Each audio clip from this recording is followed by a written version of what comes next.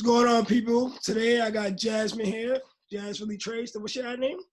Yup, at Jazz Really Trades on the gram, Jasmine Sapp on Twitter. Got, Follow me. got you. And I'm Luminary. Y'all already know me. I'm gonna just jump right into it, Jazz. Today, when it comes to the protests, I'm not gonna hold you. I wasn't gonna go out there. I was not gonna partake in any protests. But fortunately for me, I live in the area that all the protests is going on in. So I did go outside. I went outside, I took a little walk. I marched with the people and everything, and I heard what people had to say.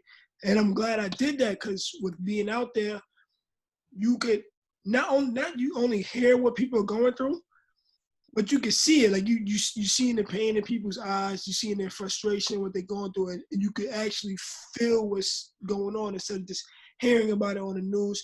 And of course, I'm a black man. I experienced it myself. I've been pulled over plenty of times. Cops searched through my whip for no reason. And of course, in those situations, I watch Law and Order on TV. I don't know the law the best, but I do know you got to ask some sort of permission to search my vehicle. But at the same time, it's that mindset where, do I want to flex my knowledge right here in this very moment in time? Because if I say that, I may push the wrong button and the officer may go do something else. And I just don't want those problems. I just want to make it home safe and sound. Even if it means putting my pride to the side, I just want to make it home and see tomorrow. So what was your feelings like? I know you was part of the protest from day one. You've been protesting for about what, 9 days now, 8-9 days now? Yeah, I'm about a good weekend. My thoughts on it is it's just what an experience. It's just a mix of emotion. It's more like it's like a mix of frustration. It's like a mix of confusion. It's a mix of pride, because it, like, just being out there, with my people, and not just, black people, with white people as well, Asians, Hispanics, LGBTQ. It's just a mix of emotions, really. It's just a sense of unity. It's just refreshing to see, black people just being unapologetically black, and taking pride in being black, and standing up for their rights as black human beings. And also just, the unity, and it's very refreshing, not just to make it about white people, but it's very, refreshing to see that there's white people out there who they show up for us. They're showing up for us, they're speaking for us, and I'm sure I could speak for countless other black people, where it's exhausting to have to explain to white people the meaning behind, protesting and sticking up for us. So it's really refreshing to see, white people just doing that on their own, acknowledging their privilege, acknowledging, the platform they have, the voice they have, and, just the power behind that voice. Using that power. And it's funny. It's funny to me because when I find it real funny to me, because when I first the first days of the protest, it was a Friday. That was that first one. So I was like, let me go down there and see what's up. Like I said, I'm right in the center of it all. So I went down there and I found myself, I'm standing on the side, and the side that I'm standing on, I'm not gonna hold you. I don't see no black people. I mean, there's a few black people in the mix. They all in the mix. I said, I'm not gonna go over there. Right? I stood a little further away, and all I'm seeing is white person, white person, white person, white person. And I'm gonna keep it real. At first my mindset was, I was like, yo, what's going on here? Why are they all out here? You know what I'm saying? And I'm like, I thought it was weird at first. I'm like, yo, is this a joke? Like, why is there so many white people out here for what? What are they doing? But now I see, I'm like, okay, it's a different generation. It's a different generation of Caucasian beings that, like I say, like, I can't really speak on slavery because I wasn't born into it. You know what I'm saying? Right. I can't do that. But knowing the history makes you feel a certain type of way. But I have not experienced slavery to be able to speak on it. So I guess that's the same as this newer generation of white folk. They see the injustices that we're going through, and it's like they don't feel that same way. You know what I'm saying? Or it's either that, or they're exposed to it more and they're smart enough to make the decision of their own. Because everybody has a conscience. right from wrong. You know what's right and you know what's wrong. You know what I'm saying? Mm-hmm. So I feel like they, they have a different mindset than their counterparts before, and they're using that, and we should judge them a little bit differently based on their actions. And stuff like I'm more open to it. I do have that skepticism, like, yo, why are you out here? What are you doing? Like, are you just making a mockery of what we're doing here? But then at the same time, I'm being a little bit more open up to, okay, maybe white people do care and they do, they are fighting the same fight that we're fighting. Mm-hmm. We have white friends and all that too. So I guess it goes both ways. But it's always a skepticism there. Yeah, there's always that skepticism, but like with everything else, you do have those, you know, bad seeds in the mix who, yeah, they do it for clout, or they do it for like the notoriety, for, just for attention, or just to, use the cause for their own, personal. But that's everybody, like that's universally, like you're gonna just have those people, you know what I'm saying? But I do feel like some people think it's a big party out there. Like they just going outside every day yeah, just for the F of it, just to, oh, we outside, and so it's like a social event. Oh, we meet, right, protest and all that. So I right. go ahead though. Yeah, I think it is a mix of both. In terms of the party, I do see, like, people, they're just outside, just to be outside because nobody's been outside. One thing I seen about, I was at Merrick protest yesterday, and it was, I'm gonna say it was, like I said before, a mix of emotions. I do.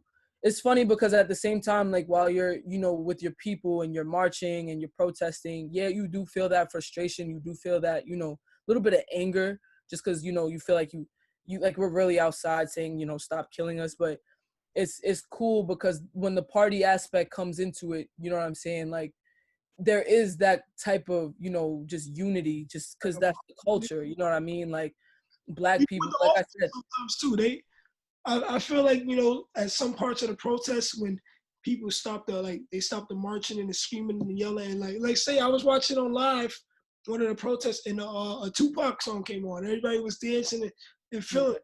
There's even some parts where the officers, they come out of that robot and they like, okay, let me be human too, and let me, you know what I'm saying? The tension breaks a little bit just with a song, a simple song that's being played, and or a joke being cracked, and they'll smile too and bond with the protesters and everything, and they'll all be on the same page for that split second, and then it's back to business. But Right. Right. And I feel like little moments like that, I feel like that's so, it may seem unnecessary, but in ways it's very necessary, because it's like these times, when you are a Black American, Black woman, Black man, whatever your identity is like, these times they're so heavy on the mind, they're heavy on the heart. So, like, just those split moments of, maybe even if it is a Pop Smoke song, you know what I'm saying, just being able to just, like, let it go and just relax and just have fun with your peers, for that, like, minute or two. Like, it really does, like, it feels good. It feels like you're out there, just really enjoying the moment, even in a dark time. And I'm yeah, like I said, I wasn't gonna go out there, but it was nice seeing some, like, I always like talk about how like in my culture I don't see like leaders and people in power, but that's, maybe I have to fix my circle personally. You know what I'm Mhm. saying? Just going out there, I'm like, okay, there's people out there younger than me preaching a word that's super valid, and they have all these people listening. You know what I'm saying? And I may not be able to go and get on the mic. I was at one of the protests and I wanted to grab the mic, but I was like, nah, I'm not ready for all that. So like it exposed me to the younger, our generation that's really out there and really fighting for something. They're really intelligent that I may not have been exposed to the same way. Like me growing up in Brooklyn or whatever. I went to school in Long Island, New York. I wasn't really exposed to white people like that until I went to college. You know what I'm saying? Right. As some white people may feel the same way. I wasn't exposed to black people until college as well. But to say that, it's like, okay, now I see what's going on and stuff, and I have different exposure. Like there was only one white girl in my sixth, seventh grade class. That was it. Her name was Jillian. we protected Jillian. We protected her. We fought with Jillian heavy. But that's that. What else did I want to say? I wanted to jump over to common sense and how it's not so common. Right. So I watched that video and everything, and it's to me like in my mindset, I'm like it goes back to me saying right from wrong, right? Right. Someone knows when they when you got your knee on somebody's neck and somebody's screaming something like there's a right from wrong there. Mm-hmm. And I feel like I say this every day in my struggles with business stuff. Common sense ain't so common no more. Like how do you not know? Like yeah, go ahead. It's a difference between knowing and not wanting to know. Yeah. And like that's one thing that I do feel like in this political climate, social climate, that's one thing that we're all really learning the hard way. It's like there's people that they know, there's people that want to know, and there's people that don't want to know, right? And like the right from wrong, it like just that concept, it just spreads through so many different topics. It starts with the knee on the neck, right? For you to have your knee on somebody's neck for 8-9 minutes, what you're doing is wrong, especially when somebody's telling you what you're doing is wrong. But somebody like Derek Chauvin, who completely disregarded that's just a prime example of somebody who just doesn't want to know and doesn't care to know, because people are telling him in the video, you need to get off. The victim is telling him, you're about to kill me, I can't breathe. But And he's not hearing that. while you Right. I do want to say too, it just brings me into another issue where it's I call it a leader follower type issue. Mm-hmm. Because even if that man was bugging out and he had his knee on his neck, right? There's 3 more officers right there that's present, right? So it's like, at what point do any one of those 3 officers stand up and have some sort of integrity, or at least not even integrity, a brain of their own, and just say, "Yo, my man, you bugging out? Like what? Like stop." Right. They all went to the same training. You're part of a program you're supposed to protect and serve, and you're not doing that. You're just being a follower. Okay, this dude is leading the way by putting his knee on this guy's neck, and you're just gonna follow up. You know what I'm saying? I don't understand where that brainlessness or that just follower mentality kicks into play. So that's Right. another thing. That also just plays a part into just the desperate need for criminal justice reform, because as somebody who studied law enforcement in college, I Yeah. studied the system. On my personal time, I've studied Black history, and when it comes to the system, and when it comes to incidents of that nature, like one of the main principles in law enforcement is that they're going to back each other up. You know Yeah. what I'm saying? They're going to do that. And it's crazy how the public knows it, but the public doesn't really know like about these principles that they show in law enforcement. You know what I'm saying? They are a unit. They are always and will always are supposed to back each other. You know what I'm saying? But even something like that, where you have this system and you have this unit of people sworn to protect and serve, where their discretion, that's what it's called, they're supposed to use discretion when it comes to force, deadly force. You know what I'm saying? That discretion, it doesn't include right versus wrong. You Because know it's what I'm based saying? on their moral compass and what they think is right and wrong, or what they take value in. And if you don't value a Black man, then that compass is never going to be intact. Right. And that discretionary principle in, the police handbook and their guidelines and their training, it's gonna play a part. And that's, unfortunately, that's why we see so many Black men, Black women dying at the hands of police. And it's because, they're given that discretion, they're given that free leeway. And if it's just not in their head, to want to know that right from wrong, And by or that, you mean like they can interpret the law and like there's a reason why police officers are not held accountable. It's because when they say I feared for my life, or I felt like my life was threatened, in based. that moment they made that decision based on how they were feeling. And that's just, like the raw way to describe it. That's like, what I'm saying, the simple way to describe it is, if in that moment they feel some type of way, they have absolute credibility to act on that, whatever impulse that is.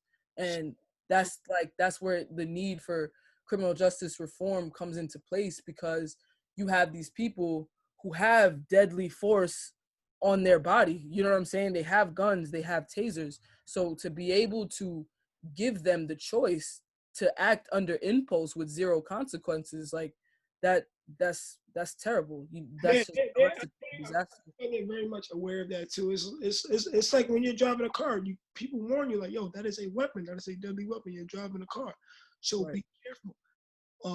And you have your testing and stuff to be able to get your license. I even think that should be more rigorous, which leads me to the point of making like, yo, I think the training or the recruitment process of being an officer and getting that badge, it should be more value placed on that badge, and more people should. There should be more obstacles to get through to get that badge. You know what I'm saying? Right. It shouldn't be as easy as it is, I think. And another thing I want to say is when it comes to like policing the police, right? I don't know if this is real, but it seems like it's real. I don't know movies a lot, OD, but when you kill a police officer or when a police officer gets killed, I've seen that the main retaliation, the main thing is for the NYPD to retaliate, like an eye for an eye. So they don't care about locking you up. They want to kill you first if they Right. can. Right. And it's crazy that you mentioned that, because actually in New York State, the death penalty is absolutely and 100% illegal. However, the only exception is not just first degree murder, but it's if you kill a police officer, which is one of the requirements for first degree murder. Yeah. So like it's just interesting to me that you brought that up. But yeah, that is capital punishment if you kill a police officer. But it's ironic to me how, when it comes to the life of a police officer, people are held at such high accountability to where they're risking their life by taking a police officer. But what risk do police officers take when they kill one of their people? There's no risk because there's no real consequence for it. Exactly. There's no real consequence for it. And another thing is if something keeps reoccurring over and over. I was watching a video on this. There was a black lady. She was like, "Oh, like I think there's been about 18 white men that have died from the knee to the neck type. So why is that a continued tactic? You know what I'm saying? Why is that a continued means of the tactic that they use to uh, arrest somebody? I forgot the word. I want to say he settled the situation or whatever, but why are they using that tactic if it's killing people? Right, because nobody is really saying, "Hey, this is banned. Hey, this is," and even if it is, like chokeholds were banned after Eric Gardner. Yeah. There's no accountability if they do break that code. There's no Yeah, if they do accountability. it again, it's like, Right, nobody's around to catch us. What? right. There's no accountability, because even these days, even when you go back to 2016 or 2015, people still had cameras. People were still recording these things. Obviously, it's more advanced now, but it's like people, and you see it in the protests. And for example, um the old man who they pushed, and he cracked his head. You know Yeah. what I'm saying? Like stuff like that. When the public sees it, it's like, yo, how could you be so cruel? But to them, it's like nothing, because they're not even questioning it. There are no repercussions for Gotta them. wait so long. There's It's only repercussions now because the okay, this tension is is so regular. heavy. It's You know just what I'm saying? like if you're in an area and you speeding all the time, speeding is regular to you. So if you go in an area like the city and you get caught for going 40, you're gonna be like, yo, what's going on? Exactly. Exactly. Like on Sunrise out here, I could do 80, 85 easily. But the minute I do that on the Jackie Robinson, it's clipped for me. Like, I be wild on the Jackie Robinson. I don't know. What I do want to say is like me, I think it's a big communication issue, and I say this because, like I said, I get pulled over every now and then. I've been trying to go a year. I've been really trying to go a year without getting pulled over. I'm like really trying, but it is what it is. It's become part of my existence now. I'm gonna get pulled over at least one time a year, and I'm okay with that. I'm cool with that, I guess. But I do want to say communication. So I've noticed all my interactions with police officers, right? There's like a communication barrier. They treat you like in the when you go and you're in front of a judge, you can't really tell your whole story. They want yes, let's not even say judge. When you get a traffic ticket, you ever fought a traffic ticket and it's like, were you speeding or were you not? Yes or no? Answer this or no? Yes or no? It's this or that. You can't really give an explanation and give your point of view of what you want to say. So when you get pulled over, like for instance, I got pulled over and I was trying to tell the officer, I'm like, hey officer, like I live over here. I'm going home. This is my neighborhood. My house is on the next block. Cause I didn't have my license, nor my ID, none of that on me. Cause I had just stepped out my truck for a minute to take another car around the block, and they called me. They pulled me over. The guy said, yo, the car smells like marijuana. And, I wanted to get into a little back and forth. I said one thing, but I don't, Judge, you know me, I don't smoke nor drink. Right. Car smell like marijuana. Right. I'm saying, but there's no explaining that to him. He said, oh, like I said what I said, like it smells like marijuana. Like, and I can't go back and forth with him. He's going to do what he's going to do regardless. So my best bet is to just shut up, let him do whatever it is. And I shut my mouth and, yes, no, that's it. And I got out of there. But they don't communicate with, let's call it the perps or the people. There's no communication. But that's one thing within itself, Trav. Like you feel like you like some level of content because like you can't really explain your side of the story. As a black man, you don't feel comfortable to even have that dialogue with a police officer. But as somebody who I've grown up on Long Island, I've seen both sides. I've seen the black and I've seen the white. You know what I'm saying? Whereas white people have that privilege to where they feel comfortable answering that back. If a white person feels like, oh, officer, like you got me all wrong. Like I don't drink, I don't smoke. They're gonna tell that officer that straight to their face. I talk back, they tell me, shut up. They're gonna have that comfortability to explain their point of view. They're gonna have that comfortability to question that officer a little bit. They're gonna have that little leeway room. That's the privilege that we talk about. Whereas listen, right, yeah. the officer will sit and he'll listen. But it's like, as a black man or even me as a black woman, like I've gotten to those situations where it's like, officer, like I've been pulled over for a broken taillight. That when I check later, my taillight works perfectly fine. You know what I'm saying? But in the moment, I can't feel like, officer, my taillight is perfectly fine. Or officer, I stopped at that stop. Like, what are you talking about? You know what I'm saying? I don't have that type of comfortability because literally anything could happen. That one question could cost me my life. Whereas a white person would never have to, I'm not gonna say never, but they don't feel that doesn't cross through their head. You know what I'm saying? Let me ask you this. I'm gonna stir the pot up a little bit too. That's what I do, right? So maybe that officer allows that Caucasian person to, or whoever, to talk back in fear of what or who that person might know. You get what I'm saying? Right? So it's like, if I'm an officer and I pull you over, in my head, I'm like, oh, like, it's the same thing with our culture against each other, right? So you got black people, right? Black people, right?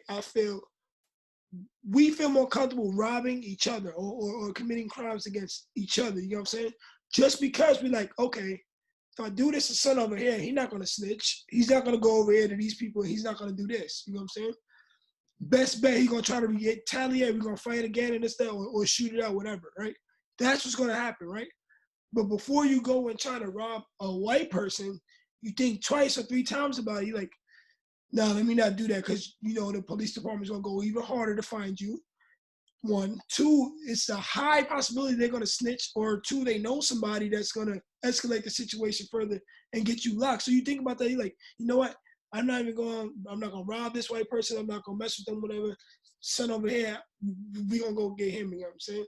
So in the same thing, using that example, if I bring it over to the officer, right?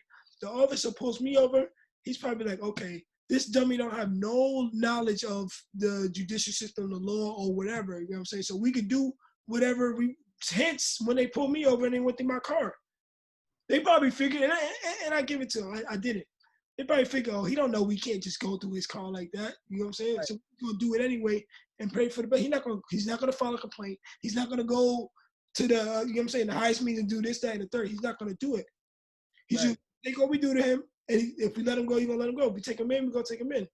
And that's, but if it's a white person they pulling over, or somebody else, they have that fear like, this person might know somebody. I don't want to mess up, because this person that I'm pulling over, it may be what you call it? It may be the commissioner's niece or something. You know what I'm saying? Or it may be my captain's, you know what I'm saying, friend or something from college. And I don't want to look stupid. I don't want to get in trouble. So I feel like they have their own fear too within that. Like, yo, I don't really want to bother this person. I'm gonna let them talk, say their piece, and that's why they're a little bit more lenient. On top of the hate and the prejudices that's already there, I Right. feel is that added discretion too. Right. And like, yeah, that is a point, and that's why, certain police feel like, they can search your car, you know what I'm saying? Or they can see like, oh, open your trunk real quick. Because in that moment, they could either be testing you, or they could just plain and simple be underestimating your intelligence, right? But and that's the thing, is that like, you really never know like what their intentions are. They could be well aware that they're breaking your civil rights. They could think that you know your civil rights, but are you really gonna say something? Like what is he gonna do? It's funny. Look, Erin is in the live right now because I'm on live right now, right? And she was with me one time, bro. We coming back from a basketball game. I get pulled over there. Mind you, this is you know what I do. I buy and sell it. Empty whip, yo. They pull me over, take everything out the whip. Have my hands on it. I'm like, bro, I just came from a basketball game, but I Right, can't go on and say that like, yo, y'all bugging or whatever. I just step to the side, let them do it. That pissed me off. For right, real, pissed me off. But yo, bro, I just let them. Yo, y'all go ahead and do what y'all gotta do, and just let me. I just want to get home. Yo, they took my wallet, threw everything all over the car. My wallet, I had a wallet, all my credit cards out all over. I don't know what they was looking for. And it's like, yo, bro, what are you really looking for? Before I end that, right? Somebody said, yo, these officers be in fear of their life, right? When they outside, they doing certain things. But my point that I'm trying to make is, brother, you don't have to pull me over. You're making that choice to pull me over. You're making that interaction between me and you. Otherwise, I would have just went straight home. right, You stopped me, and now we have this interaction. Now we have an altercation in which you think you need to fear for your life, when that could have been avoided if you would have just never stopped me in the first place. right, Same way that guy said, "Oh, some guy was like, oh, George Floyd wouldn't have he wouldn't be dead if he didn't commit the crime with the $20 bill in the first. Well, bro, if you ain't pull me over, we wouldn't have no altercation in the first place. And then they got the quota on top of that. Why are you trying to meet a quota? You're supposed to be policing the people, not trying to meet these numbers that makes people act outright and outrageous. And your cops feel like, okay, we got to go out and bother these people because Captain gonna be mad if we don't. You know what I'm saying? You putting pressure on the officer. That's putting pressure on us, creating these situations. Get rid of that quota shit. It gotta go. right. Right, because at the end of the month, it's like clockwork. All we do is see Suffolk PD all up and down Sunrise or hiding in Southern State. And to answer that person's comment about police fearing their life, now you got me tight, because now I'm about to talk my talk. If a police officer, especially in a non-threatening situation, is the type of officer that feels the need to be intimidated or threatened by another person's presence, especially if the suspected crime is non-violent, you shouldn't be a police officer. You need extra training, or you need to return that badge, because you should not be a police officer. Because a doctor is not going to be a licensed doctor, is not going to work for a hospital if they faint when they see blood. And that's period. They're not going to be a doctor if they can't stand in surgery for 3 hours or 2 hours at a time, which is the bare minimum for surgery.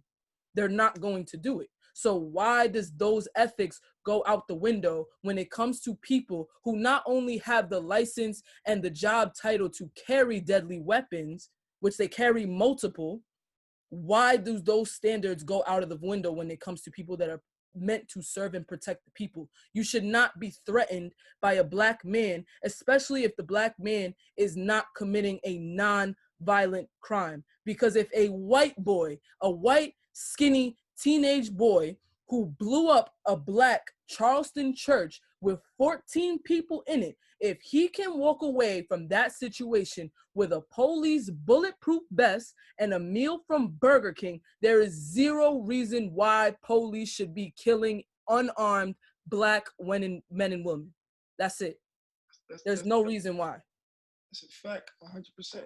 There's no reason why. And if there's any type of discrepancy, if there's any type of like misunderstanding, then something needs to be changed in their police training, because there's no reason why, in order to be a lawyer, an attorney of law working in the court, there's no reason why you should have to study law for 3 years and take an exam. There's no reason why you should have to study medicine for 3-4 years and take an exam and do residency to save lives. But the ones meant to protect and serve are given discretion to act off impulse if they feel threatened. That's a very broad category to put them in. Very broad. And another thing I wanted to touch on. I'm glad you're bringing these points. I'm loving this conversation. Another thing I wanted to touch on was just our presence in that field or in that industry, right? So I was listening to somebody else's pod earlier, and he was like, when you do take the the academy test, the police test, whatever, they're gonna ask you what your language is, right? So if you speak Spanish, they're gonna put the Spanish officers in the Spanish neighborhood, right? If you speak like Russian or whatever, they're gonna put you in the Russian neighborhood. If you Asian and you speak Mandarin or whatever, they're gonna put you in those speaking neighborhoods so you can understand when there's an issue, you're able to communicate with those people so you can help them, right? They was like, the problem is with our people, we are the only people that don't have our own like language type. You know what I'm saying? Mm-hmm. We don't speak some of us do, but we don't like generally speak a certain way. It's just English.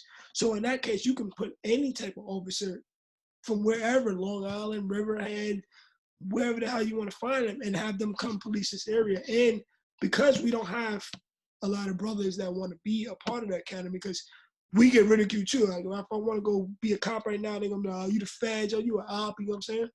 Right.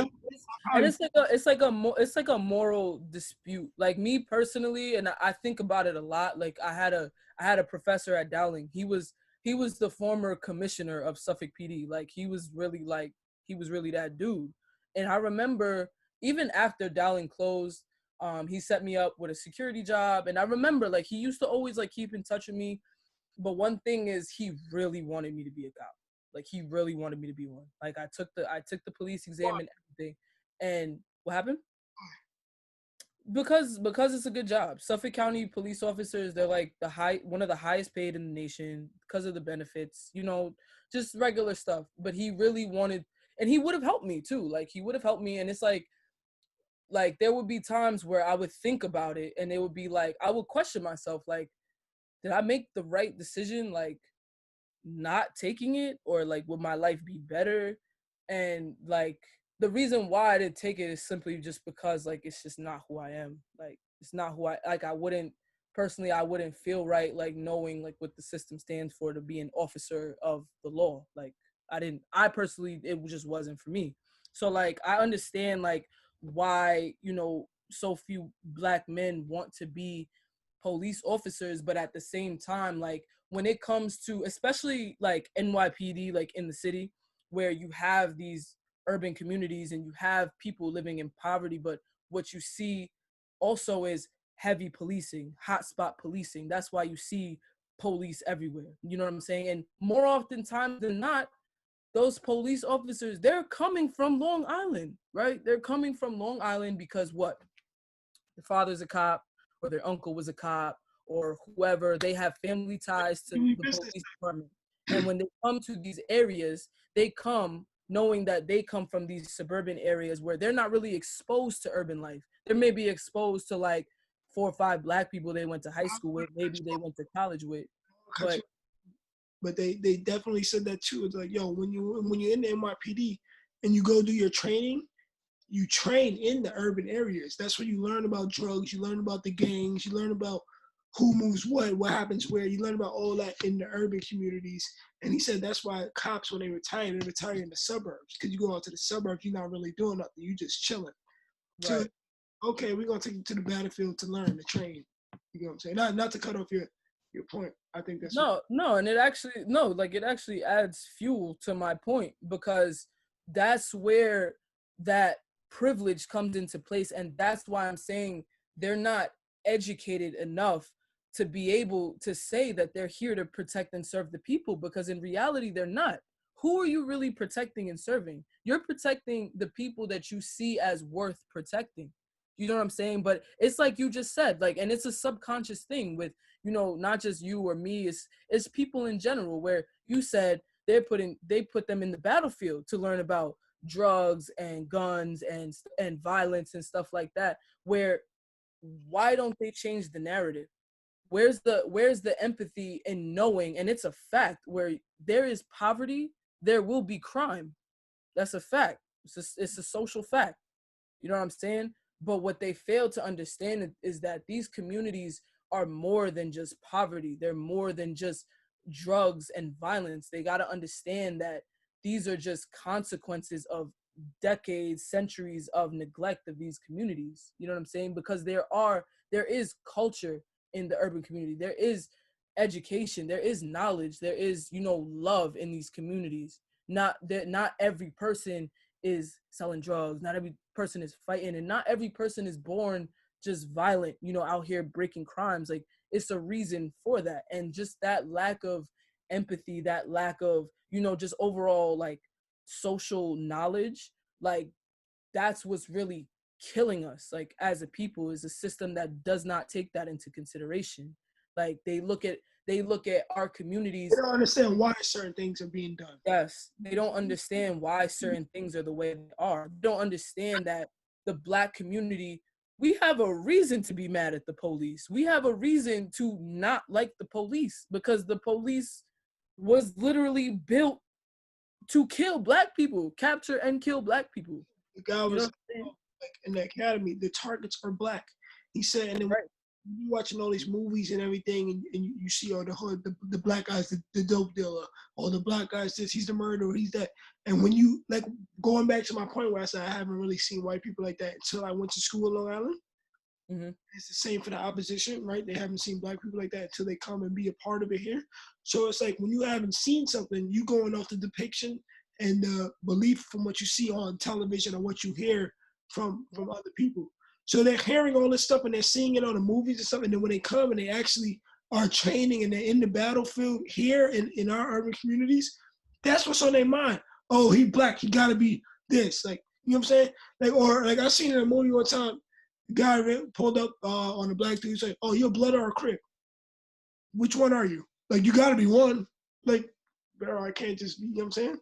But that Right. mindset, that That predisposition to think that you're a threat or think that you're a criminal. And I feel like with white people, especially like on Long Island, and this is just like, it falls into the category of people that just don't know. Like, cause like you said, like they're not really exposed to black people like that. So when you put them in an urban community, like you have those factors, as you have the news, you have the media, you have these movies, these songs that just depicts black people in a certain way, which is not the case. But to somebody like, you know, who grew up out here, who doesn't really have black friends like that, and they're trying to be a cop, you throw them in the hood, they're automatically gonna have that disposition. That's why I feel like there's some white people that, you know, they really are confused as to, you know, when they get called a racist, or when that stuff is called racism, because they're not even taught that those are racist ideologies. You know what I'm saying? Like, it's just a matter of like ignorance, and like that ignorance, it turns into like racism when you don't want to know, when you don't want to be educated. Because one thing I learned about protests out here is that there are people that just simply don't want to know. There's just simply people that just don't care. You know what I'm saying? movies, yeah. They don't care. You know what I'm saying? They look at our protests and they think that we're just there because Those, like it's fun. Like, those people aren't the focus. You got to focus the people that's on the in between. No, right, because those people they just gonna choose not to know better. They're gonna be ignorant. You're never gonna change. They're stuck in their ways. You gotta go over there, let them die out, whatever they're gonna do. Let them whatever. But the people that are like on the fence, like halfway curious, kind of know better, but don't know which, you know what I'm saying? Those are the people you gotta attack and be like, yo, this is really wrong. Like, do what's right. You know what I'm saying? right. You gotta focus on those people. And I think that's that new generation that's like on the fence, like, is it right? Is it not? And all that. And you just gotta attack those people. But to change up the subject a little bit too, I wanna throw the focus back. You frozen? Yeah. Oh Yeah, I wanted to throw the focus back on our people and our culture because that's a problem too, and I hate that. Of course, this is going on, right? And when a white person kills a black person, it's this huge outrage, but it's so common and regular and tolerated for us to kill each other. So I did want to bring up the fact that like Pop Smoke did get murdered. This guy, I think his name is Nick Blicky, got murdered, and another one, KJ Bowler, got murdered not too not too long ago. And that was I can't speak for all of them, but I feel like 2 out of 3 of those was black on black crime, but nobody pays attention to that. I wanted to understand why is that? Like we gotta stop. We have to stop killing each other as well. That is we it. we do. We do need to stop killing each other. And take But account. in order to stop killing each other, we have to fix our communities. Our communities need to be fixed because, like I said before, where there is poverty, you're going to see crime and violence. And it's the point that you made before. We could be poor, we could be violent, but at the end of the day, we're not going to go out and kill white people because we're poor and we're angry and we're tired of living like we have to survive. We're not going to do that because at the end of the day, this is all subconscious learning from years and years and years of oppression where we don't even, there's people that don't even see the worth of their own people. So the black men that killed KJ Bowler, Nick Blicky, Pop Smoke, those are all, if those were committed by black men, that's just another example of our people just not knowing. We just don't know. We don't see the worth and the value of our people because we've been devalued for so long. We've been devalued to where we can't kill a white man because the system is already telling us the minute I touch a white man, I'm getting 2 years in jail for like assault second degree. I'm getting the most, right? And because I'm black, because I'm poor, and because the system is built the way it is, I'm not gonna have a good lawyer. I'm gonna get a court-appointed attorney who just wants to plea me out because they're underpaid and overworked and they're just trying to get me out of their face, right? So what happens then? I get a bail that I can't afford. So I'm going to have to sit in jail. I get a lawyer that doesn't know my name. So guess what? I'm going to lose the case. Now I'm doing the most in jail for barely touching a white man. But it would be so much easier for me to go kill a black man that lived down the street. Because if I kill him right now, nobody's going to care. They're not even gonna really go looking. That's sad. Look, That's really sad. I think they're not gonna look, and it's that's done on purpose too, right? that's done on purpose. That's done on purpose. That's done on purpose. There's a reason why certain neighborhoods, their police response is so much slower than, because they don't care. There's a reason why education in certain areas are so underfunded. Community resources are so underfunded because they don't care about our communities. They want us to stay in that level of poverty. They want us to live on that survival mindset, whereas there are people living to live. There are people just living. They're not surviving, they're living, right? So, They're not just thinking of just day to day, you know what I'm saying? They're thinking long term. Whereas I'm thinking long term, that man down the street, that's my brother. Long term, that's my brother. But if I'm just living day to day, I'm looking to put food on the table. That black man down the street ain't nothing but a come up to me. yes, in my way. Because I gotta eat. You Because just I need money. Because I don't care how little you got, I want it because I ain't got nothing. it's that robotic mindset. And speaking of that robotic mindset, I wanted to use like basketball analogies too, right? So I feel like with the police and the cops, and like you said, with the black male that's just trying to eat and put food on the table, it's that robotic mindset. So with the cops, it's like, yo, I'm in uniform.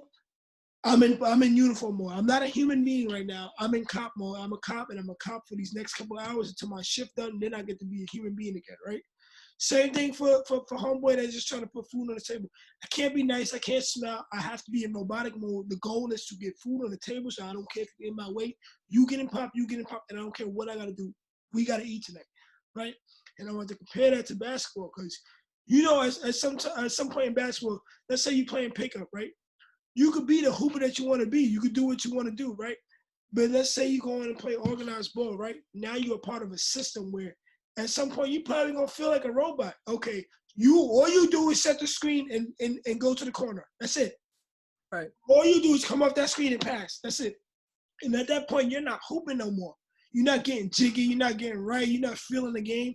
You just all you're thinking about, come off the screen, pass, and then go to the corner. That's all you're thinking about, and everything else in between is not relevant to you. So with that analogy there, I want to be like, yo, like that's why I feel like the problem is with certain officers too. It's like, yo, you just on some. I'm in cop mode right now. These 8 hours or 16-hour shift, I don't care about nothing that's going on. I'm in cop mode. Boss said do this, that's what I'm gonna do. Meet this quota, that's what I'm gonna do. Everything in between, meet that quota, I don't care about. I gotta do what I gotta do to meet that quota. Same thing with son that's trying to do what he gotta do to put food on the table. It's like, you know what I'm saying? And I feel like that's where the desensitization, right? That's the word I'm looking for. Right. So that's where it comes into play, right? Because you're not focused on, you're not being a human being. You're not feeling, you're not caring, you're not being nurturing or none of that. It's just focus on that goal and do what you got to do to reach that goal. And I feel like that's the problem right there. One thing about that I will say is there's a difference. There's one like majorly significant difference and that's that, you know, son who needs to put food on the table, he's living off survival because he has to. When you put on that police uniform, that doesn't mean that your humanity should go out of the window. Because at the end of the day, being police, that's a job. That's a job. You are there to do your job and go home. And I respect anybody who does that. All right, cool. You're just doing your job, cool. But your job does not entail murdering people. You know what I'm saying? Just because you're scared of them. And to go to your basketball analogy, I'm gonna twist it up a little bit. So boom, you said, you know, when you're on your own and you dribbling, you know, you in the park, you getting jiggy, cool. Now that may work for you. I'm gonna relate that to son who's just trying to put food on the table. He's in the streets, he getting jiggy. You know what I'm saying? He flipping his packs, he making his money, he putting food on the table. Just like son at the park who's getting jiggy, nobody's checking him on the court. Cool. Nobody's checking him. But that changes when you become a part of a team. Whereas now it's the bigger picture. Now, like when you playing ball, you need to set that screen for your teammate because guess what? Now your teammate just got an open shot. And instead of you ISOing going to the cup, now you just got a 3-point basket. And now everything, even though your personal benefits or your personal satisfaction of, you know, just breaking them down one-on-one and going to the cup, even though that your ego, your pride may have to be checked in that moment for you to give up, you know, that selfishness and just let your other teammate have it. That's the same thing as, you know, you joining a police force. Whereas, all right, now you're a part of an organization that stands to protect and serve. It's not about you no more. So it's a lot of police. Okay, cool. You've never been around black people. That's great. Put that to the side. But put that to the side. You know what I'm saying? If black people make you feel uncomfortable, guess what? You are still a human being. You know what I'm saying? Your job is to protect and serve. You know what I'm saying? This comes down to communication again. Communicate that black people make you feel uncomfortable. Okay, go police the white. It's like you said, like playing ball. If a certain play makes you feel uncomfortable, you don't think you can run it, or like if you're tired, tell coach, yo, coach, I need a breather. Right.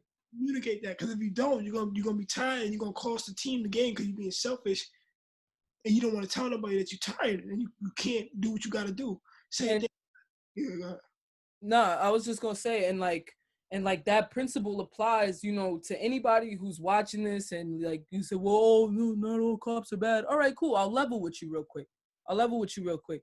Because, all right, now son who he's an ISO god, he's on the team.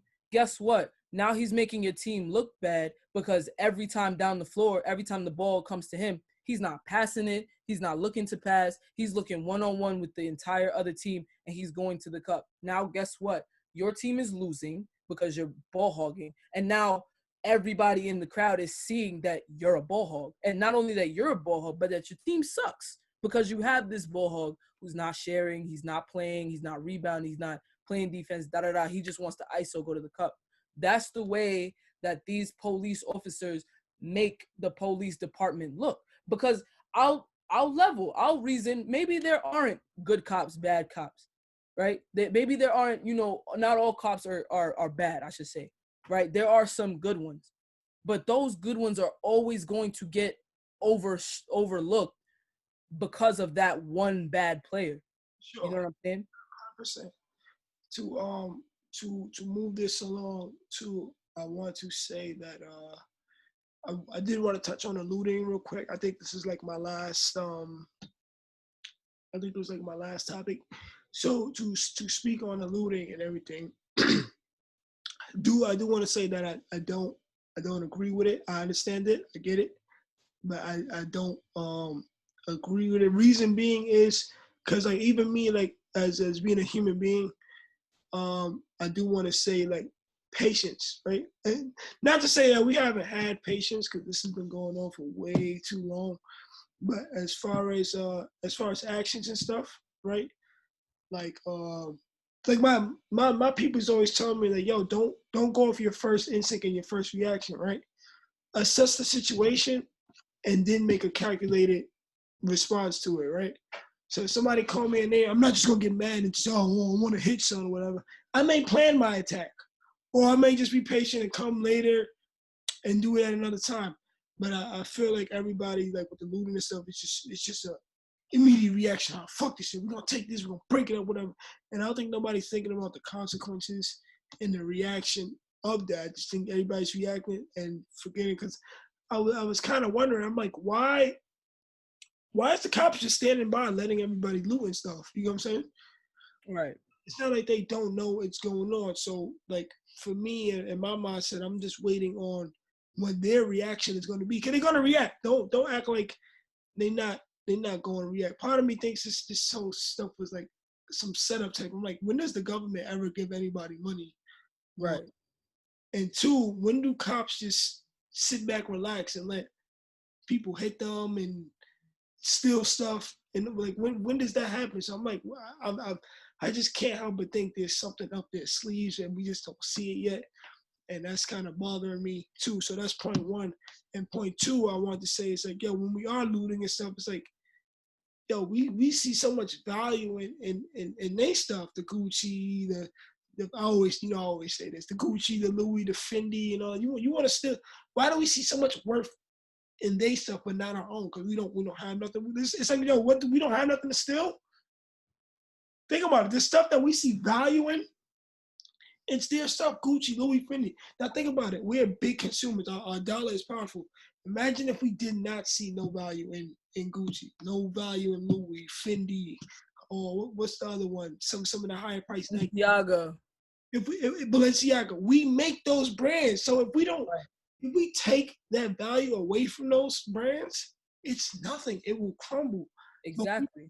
We just see, oh, I gotta get that because I can flip it. And bro, we gotta create our own stuff and take pride in that. So that's a fact. One thing I will say about, the designers and just us glorifying it, like stuff like that, all they are is just social tokens, just social status symbols. That's the as word we spoke about before with our Roof Chris video. Yes, that's what we spoke about with Roof Chris. It's the same thing with these designers where I'm not gonna sit up here and say like go loot or go riot, but I will sit here and I will say that Black people, we have every right to loot and riot. And the reason being, we have a reason to loot these big companies because these are the companies that we are their main clientele. We are their promotion. All these rappers, all these actors, what do they want? Balenciaga. What do they want? Louis, Gucci. All these rappers, when they step out, all they wear is designer. And even people in the street, people who's living in the projects, people who's living, just in the hood on the block, it don't matter. You will see the same Celine bags, Louis bags, but you still living in the projects. Why? Because those are status symbols. People are so used to not having nothing that once they get that little thing, that's the thing that makes them feel, like a little bit more self-worth. You know what I'm saying? And ultimately, it's not us that's benefiting. It's not us at all, because it may look nice, but at the end of the day, I was just in Brooklyn. I was driving and I seen some dude where his jeans was all messed up, his t-shirt was all like bummy, dirty. You know what I'm saying? He was walking in the street, but guess what belt he had on? A Ferragamo belt. Why? What does that do? Because you want to say that you have. That quote unquote valid. Like me personally, I don't see no worth in none of that, so I'm not buying it. I'm not giving them my tokens. I don't see no value in it. Right. There's no real value unless you have the wealth that you're associating with this article of point I was trying to make real quick is say white people wanted to riot, right, against us, right? We don't got nothing for them to break up and for them to steal. They don't see no worth in anything that we have, and that's the problem. That's a problem, guys. And that's where I'm gonna say, that's where I'm gonna capitalize on. Black people have every right to loot and violent, because Black people historically, we have been convinced that we're supposed to be non-violent with people who have been nothing but violent towards us. We are always supposed to be the ones that are supposed to be the bigger people. We're supposed to turn the other cheek. We're supposed to say, you know what, stay peaceful, stay non-violent. They burned our churches, they enslaved our people, raped our women, burned down Black Wall Street, have stifled every type of progression Black people have tried to make, and we're supposed to be non-violent. They should be happy that we're just trying to loot and we don't want revenge. It's criminal to convince somebody that they should be non-violent when it comes to defending themselves, because in reality, that's what we're doing. We as a people, we suffer with the burden of having to watch countless times over our people dying at the hands of the police. But at the minute that we decide to retaliate, not just against the police, but against these businesses who constantly exploit us, and then in our time of need, they don't defend us, they don't advocate for us, they don't represent us, they don't contribute, they don't donate. You know what I'm saying? We're their main source, we're one of their main clientels. They don't do nothing for us. The point I was trying to make was, if say it was like vice versa, and white people wanted to loot us, they want to loot our stuff. We don't have nothing to loot. You know what I'm saying? Exactly. But that's the point I'm trying to make. It. We don't have anything, and they're still taking. You know what I'm saying? Yeah. So No, I understand. we don't have nothing. But it's like, you know what I'm saying? It's, Malcolm X said it, Marcus Garvey said it, we need to work on ourselves. You know what I'm saying? The Nation of Islam, even though, that ended up being a little, you know what I'm saying?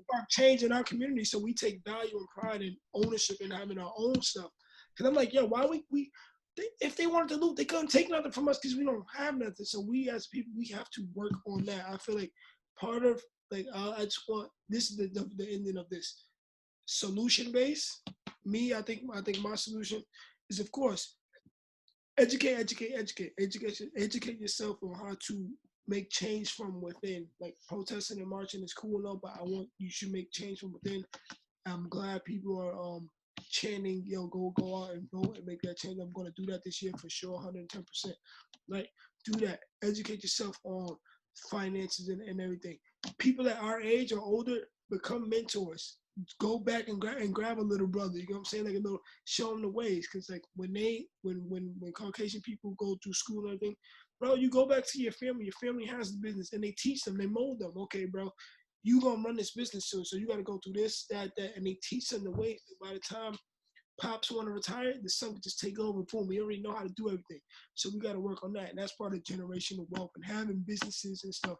Like, if I got a business now and I work hard now, my son's gonna have a great life because he could go to school K through 12, knowing that he's gonna be good. Because if it doesn't work with him pursuing his dreams, he has a plan B. Take over Pop's business. You know what I'm saying? And that's something that we don't have a lot too. So it's like they have that fair advantage by having businesses passed down, college funds set up, just inheritance and all that stuff. Just knowledge. If it's not money, just the knowledge of knowing how to do things, taxes, this, how to get returns, how to avoid doing this and all that. Just the head start with the knowledge, right? We don't have that, you know what I'm saying? So I think we need to work on building that up. And damn, I had a hell of a point, but I forgot where I was going with it. Where was I going? Right. I do agree. Oh yeah, I caught it. I'm sorry. I caught it. But we as black people, right? We preach, oh, you a bum if you still living in your mom's crib, 18, 19, right?